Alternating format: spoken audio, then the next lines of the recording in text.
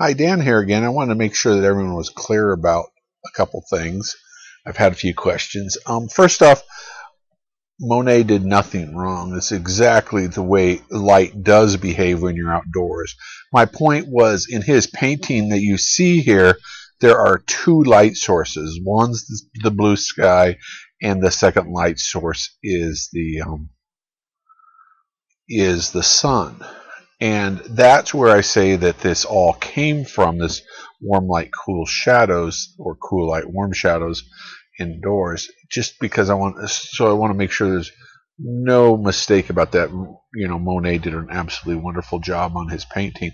But when you get indoors, especially when you're painting still lifes or models, there's normally one light source.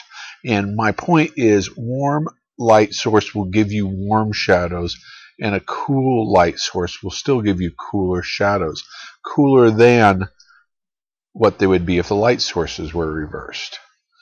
Now, you might have with cool light, your shadows might be warmer than the cool light, but they're still going to be cool. And shadow color comes from a bunch of things. One, it comes from partially the object that's being lit. I showed you with the white paper towels to show you as much color as possible. But if it was red, the shadows would still be red, but they would be influenced by the cool light or warm light, whatever was actually hitting the object. So I just wanted to make sure that we were clear on that. And the same thing would be if it was any color. Okay?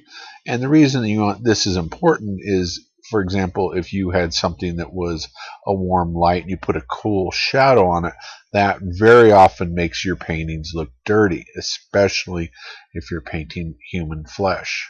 That's very common problem, is people make warm lights for that and cool shadows.